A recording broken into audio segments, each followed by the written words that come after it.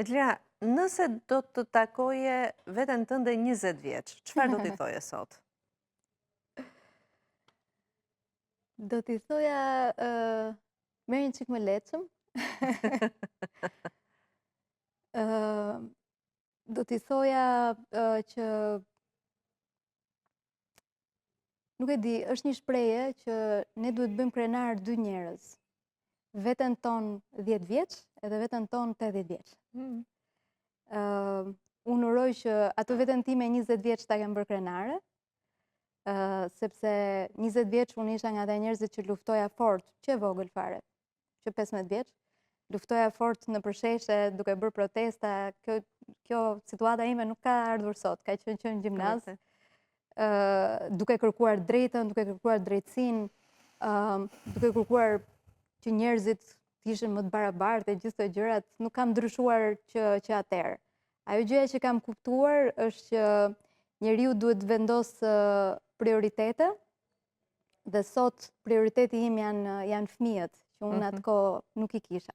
E qartë. Dhe në momentin që unë jam bërë me fëmijë, kam kuptuar se sa më shumë vlerë ka marrë bota, dhe se sa më shumë të dy me Gerti, në fakt, kemi ndryshuar këtë vizionin që kemi edhe për kauzat që bëjmë. Dhe aty jam bërë edhe më të fuqishme kauzat, sepse ne investojmë për një të ardhme më të mirë për fëmijët, por aty kemi kuptuar se sa shumë vlerë kanë gjërat që me një kontribut vogël ne mund t'i ndryshojmë shoqëri, jo vetëm për fëmijët tanë, por edhe për gjithë ata fëmijët e tjerë që nuk meritojnë të jetojnë në kushte që aktualisht ndodhen. Aktivizmi jo dihet dhe është për ekzemplar dhe për t'u vlerësuar. Faleminderit shumë. Pyetja tjetër është, nëse do takoje veten 80 vjeç, e the pak që t'ishe krenare, por çfarë do t'i thoshe sot Edlirës 80 vjeçe?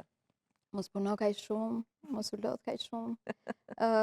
Shijojnë çik më tepër jetën, sepse jeta është e shkurtër.